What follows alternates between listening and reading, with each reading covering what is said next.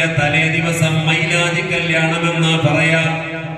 15,000 രൂപ ചെലവഴിച്ചിട്ട് ബ്യൂട്ടീഷ്യൻ വന്നിട്ട് ഈ പെണ്ണിന്റെ മുഖത്ത് പള്ളിക്ക് പെയിനടിച്ച് പുട്ടിയിടുന്നത് പോലെ ആ പെണ്ണിന്റെ സുന്ദരമായ മുഖത്ത് പുട്ടിയിട്ട് പെയിനടിച്ച് ഫില്ല് ചെയ്തപ്പോ ആ പെണ്ണിനെ കാണാനൊരു മൊഞ്ചുള്ള പെണ്ണാക്കി മാറ്റി വെച്ചു. അസറിന്റെ ശേഷം ആളുകൾ വന്നു, കണ്ടു, സംസാരിച്ചു. മഗ്‌രിബിന്റെ സമയമായപ്പോ ആ പെൺകുട്ടി തലയിലുള്ള നെറ്റിപ്പട്ടം മാറ്റി വെച്ചിട്ട് മൈലാഞ്ചി മൊഞ്ചുള്ള തട്ടം മാറ്റി വെച്ചിട്ട് ആ പെണ്ണ് ബാത്റൂമിലേക്ക് പോകുമ്പോ ഉമ്മ ചോദിച്ചെന്തിനാ മോളെ? മഗ്‌രിബ് ബാങ്ക് കൊടുത്തല്ലോ ഉമ്മ, നിസ്കരിക്കണ്ടേ ഉമ്മ? അപ്പൊ ഉമ്മ മോളോട് പറയാണ്, നീ മുഖത്തുള്ള ഈ ബ്യൂട്ടീഷ്യൻ ചെയ്ത് പിടിപ്പിച്ചിട്ടുള്ള പുട്ടിയല്ല, അത് നീ കഴുകിക്കളയുമ്പോ 15,000 നഷ്ടപ്പെട്ടു പോകുമല്ലോ. ആ 15,000-നേക്കാൾ വലുതല്ലേ ഉമ്മ നിസ്കാരം? ഇന്ന സ്വലാത്ത കാനത് അലൽ മുഅ്മിനീന കിതാബൻ മൗഖൂതാ. കല്യാണത്തിലാണെങ്കിലും വീട്ടിക്കൂടലാണെങ്കിലും ഹോസ്പിറ്റലൈസ്ഡ് ആണെങ്കിലും എവിടെയാണെങ്കിലും നിസ്കാരം ഉപേക്ഷിക്കാൻ നമുക്ക് വകയില്ലല്ലോ. ആ പെണ്ണാണ് ദീനുള്ള പെണ്ണ്. അങ്ങനെ ദീനുള്ള മതബോധമുള്ള പെണ്ണാവണം. മതബോധമുള്ള പെണ്ണാവണം എങ്കിലേ അല്ലാഹുവിന്റെ പൊരുത്തം ആ ദാമ്പത്യത്തിൽ ഉണ്ടാവുകയുള്ളൂ. നിങ്ങൾ നോക്കൂ, പരിശുദ്ധമായ ഖുർആനിൽ പറയുന്നില്ലേ എങ്ങനെയാണ് സമാധാനമുള്ള ജീവിതം കിട്ടുന്നത്? അല്ലാഹു സുബ്ഹാനഹു വ തആല പറഞ്ഞല്ലോ, വമിൻ ആയാതിഹി അൻ ഖലഖ ലക്കും മിൻ അൻഫുസികും അസ്വാജൻ ലിതസ്കുനൂ ഇലൈഹാ. നിങ്ങളിൽ നിന്ന് നിങ്ങളുടെ ഇണകളെ സൃഷ്ടിച്ച ഖാലിഖായ റബ്ബ് സുബ്ഹാനഹു വ തആല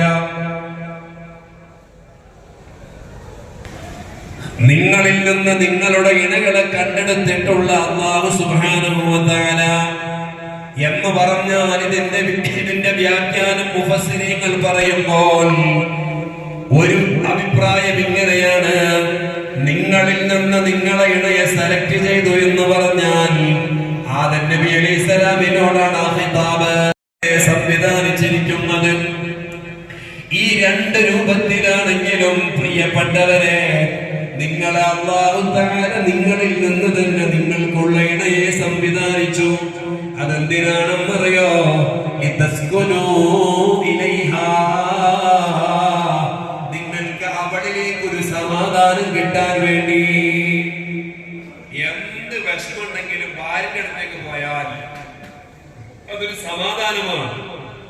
കണ്ടില്ലേ, ജബലുന്നൂറിൽ നിന്ന് ആരംഭ റസൂലുള്ളാഹി സ്വല്ലല്ലാഹു അലൈഹി വസല്ലം തങ്ങൾ ഇറങ്ങി വരുന്നു. നെറുകയിൽ നബുവത്തിന്റെ വലിയ ഉത്തരവാദിത്വവുമായിട്ട് ഇറങ്ങി വരുന്ന സമയം പേടിച്ചു.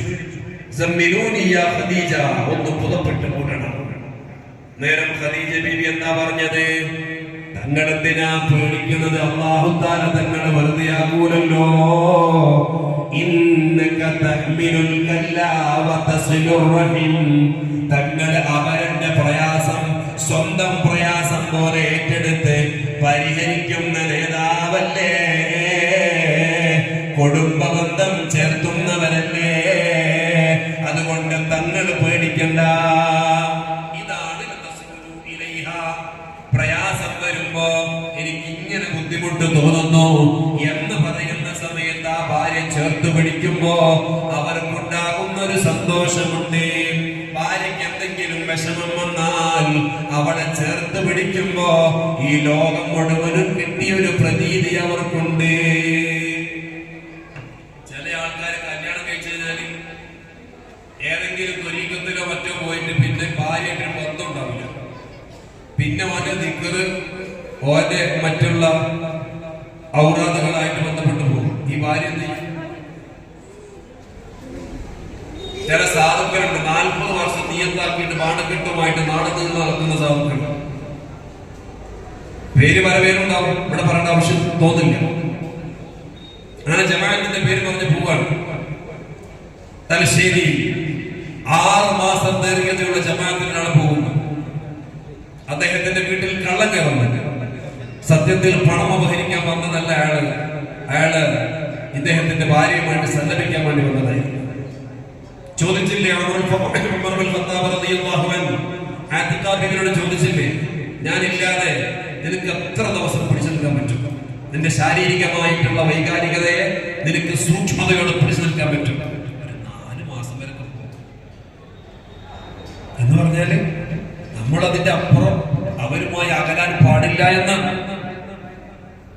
അതിന്റെ അപ്പുറത്തേക്ക് അകൽച്ച ഉണ്ടാവരുത് എന്നാണ്. ഭാര്യമാർക്ക് സന്തോഷം കൊടുക്കാൻ പറ്റണം. ഭർത്താക്കന്മാരെ, നമ്മുടെ ദൗർബല്യത കൊണ്ട് നമ്മുടെ ഭാര്യമാര് ഒരന്യ പുരുഷനിലേക്ക് ആകർഷിക്കപ്പെട്ടാൽ, പ്രിയപ്പെട്ട സഹോദരിമാരെ, നിങ്ങളിൽ നിന്ന് കിട്ടേണ്ട സന്തോഷം ലഭ്യമാവാത്തതിന്റെ പേരിൽ നിങ്ങളുടെ ഭർത്താവ് അഭിസാരിയായി പോയാൽ, വ്യഭിചാരിയായി പോയാൽ കടുത്ത തെറ്റാണ്, കുറ്റമാണ്. എത്ര വലിയ ശിക്ഷയാണ് അതിനമ്മ കൊടുക്കുന്നത്. അതിനാദ്യം നമ്മുടെ ജീവിതത്തിൽ സൂക്ഷ്മതയുണ്ടാവണം. ഭാര്യമാര് നമ്മെ കണ്ട് പഠിക്കാൻ പറ്റണം. നിങ്ങൾ ഞാൻ ചോദിക്കട്ടെ, കല്യാണം കഴിച്ച ആ ആദ്യ ഘട്ടത്തിലേക്ക് നമ്മൾ അടിപൊളി വസ്ത്രം കെട്ട് വീട്ടിലേക്ക് പോകുമ്പോ ഭാര്യ വീട്ടിലല്ല, സ്വന്തം വീട്ടിലാണ്. സ്വന്തം വീട്ടിൽ കല്യാണം കഴിച്ചാൽ സ്വന്തം വീട്ടിലല്ലേ? ഞാൻ കണ്ണൂർക്കാരനായതുകൊണ്ട് ഭാര്യന്റെ അടുത്തേക്ക് പോകുമ്പോ അത്രക്കത്തെ സെറ്റപ്പിലെ പോവുക.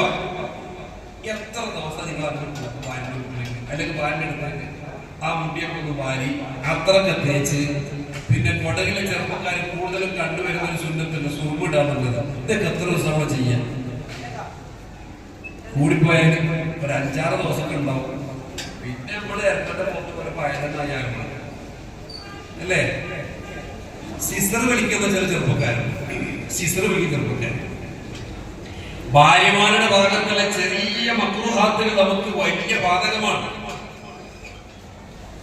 അതേ സമയത്ത് നിന്നിൽ നിന്നുണ്ടാകുന്ന എത്ര വൃത്തികേടുകളാ അവൾ സഹിക്കുന്നത്. നിന്നിലൂടെയുള്ള എത്ര വൃത്തികേടുകളാണ് അവൾ ക്ഷമിക്കുന്നത്.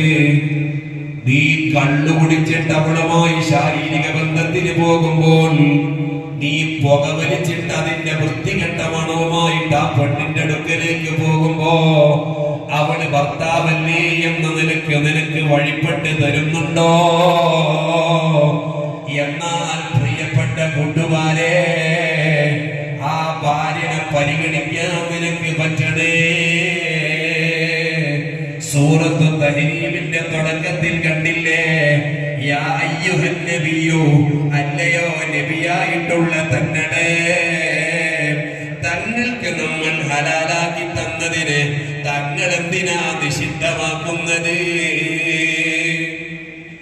വൈകുന്നേര സമയങ്ങളിൽ ഭാര്യമാരുടെ വീട്ടിലേക്ക് മുത്തനബി തങ്ങൾ ചെല്ലാറുണ്ട്. ഓരോ ഭാര്യമാരുടെ വീട്ടിലേക്കും ചെല്ലും. ഈ ഭാര്യമാർക്കിടയിൽ ചില തമാശകളൊക്കെ ഉണ്ടാവാറുണ്ട്. ആ അടിസ്ഥാനത്തിൽ തങ്ങളൊരു ഭാര്യയുടെ സമീപത്ത് നിന്ന് അല്പം തേനെടുത്ത് കഴിച്ചു. ഇത് മറ്റു ചില ഭാര്യമാർക്ക് ഇഷ്ടപ്പെട്ടില്ല. അവര് പറഞ്ഞു, തങ്ങളെ നിങ്ങൾ എന്തോ വാസനിക്കുന്നുണ്ടല്ലോ, എന്തോ ഒരു വെറുപ്പുള്ള മണം വരുന്നുണ്ടല്ലോ എന്ന് പറഞ്ഞപ്പോ തങ്ങളെ മനസ്സിലങ്ങ് ശപഥം ചെയ്തു, ഞാനാ കഴിച്ചത് കൊണ്ട് ഇവർക്കെന്തോ പ്രയാസമായിട്ടുണ്ട്, ഇനി ഞാനത് ഉപയോഗിക്കുന്നില്ല എന്നങ്ങ് തീരുമാനിക്കുന്നു. എന്തിനാ തങ്ങളെ അല്ലാഹു ഹലാലാക്കിയതിനെ തങ്ങൾ നിഷിദ്ധമാക്കുന്നത്? അത്രയും സൂക്ഷ്മമായിട്ട് തങ്ങൾ ഭാര്യമാർക്കിടയിൽ അവിടുത്തെ നിലപാടുകളും അതോടൊപ്പം അവർക്ക് വേണ്ട സംവിധാനങ്ങളും ഭാര്യമാർക്ക് വേണ്ടിയുള്ള വിട്ടുവീഴ്ചകളും മുത്തനവിധങ്ങൾ ചെയ്തിട്ടുണ്ട്. നമ്മുടെ ജീവിത പശ്ചാത്തലം കണ്ടുപഠിക്കുന്ന, നമ്മെ റോൾ മോഡലാക്കുന്ന ഏറ്റവും പ്രധാനപ്പെട്ട വ്യൂവേഴ്സ് ആണ് നമ്മുടെ പ്രിയപ്പെട്ട മക്കൾ. നമ്മളെ കണ്ടുപഠിക്കുന്നു. ഭാര്യ ഭർത്താവിനെ വിളിക്കുന്ന ഒരു വിളിയുണ്ട്. റസൂലുള്ളാഹി സ്വല്ലല്ലാഹു അലൈഹി വസല്ലം തങ്ങൾ ഖദീജ ബീവിയെ യാ ഖദീജ എന്ന് വിളിക്കാറ്. സ്നേഹത്തിന്റെ വിളിയുള്ളവർക്കിടയിലെ ആരംഭ റസൂലുള്ളാഹി റസൂലുള്ളാഹി സ്വല്ലല്ലാഹു അലൈഹി വസല്ലം തങ്ങൾ ഖദീജ ബീവിയുടെ വീട്ടിൽ നിന്ന് ഇറങ്ങിയിട്ട് അങ്ങാടിയിലേക്ക് അതല്ലെങ്കിൽ ഹറമിലേക്ക് പോകുമ്പോ അവിടെ അവസാനം കാണുന്നത് വരെ ഖദീജ ബീവി വീട്ടിന്റെ ഉമ്മറപ്പടിയിൽ നോക്കി നിൽക്കും. മൊബൈൽ ഫോണൊന്നില്ലെങ്കിലും വരുന്ന സമയം അറിയും അവർക്ക്. ആ സമയം വീട്ടിന്റെ ഉമ്മറപ്പടിയിൽ കാത്തിരിക്കും പ്രിയപ്പെട്ട ഭർത്താവ്. ഏതാ വയസ്സ്? 60 വയസ്സ്, 55 വയസ്സ്. ഈ സമയത്ത് ഇവർക്കിടയിലുള്ള സ്നേഹത്തിന്റെ കെമിസ്ട്രി പറയുന്നുണ്ട് ഇസ്ലാമിക ചരിത്രത്തിൽ. എന്തൊരു സ്നേഹം! എന്തുകൊണ്ടാ ഖദീജ ബീവി റളിയല്ലാഹു അൻഹ ഇസ്ലാമിന്റെ സൈക്ലോപീഡിയ തുറന്നു നോക്കിയാൽ അതല്ലെങ്കിൽ ഇസ്ലാമിന്റെ ബയോഡാറ്റ പരിശോധിച്ചാൽ അതിൽ നിങ്ങൾക്ക് വായിക്കാൻ പറ്റും. ഒന്നാമത്തെ നമ്പർ ആരാ? ഖദീജത്തുൽ കുബ്ര റളിയല്ലാഹു അൻഹ. എങ്ങനെ കിട്ടിയത്? ഖദീജ ബീവി റളിയല്ലാഹു അൻഹ നബി സല്ലല്ലാഹു അലൈഹി വസല്ലം തങ്ങൾ രണ്ടുപേരും ഒന്നിച്ച് സന്തോഷിക്കുന്ന സമയം റസൂലുള്ളാഹി സ്വല്ലല്ലാഹു അലൈഹി വസല്ലം തങ്ങൾ ഭാര്യയോട് പറഞ്ഞു, ഖദീജ, എനിക്ക് തനിച്ചിരിക്കണമെന്ന് തോന്നുന്നു.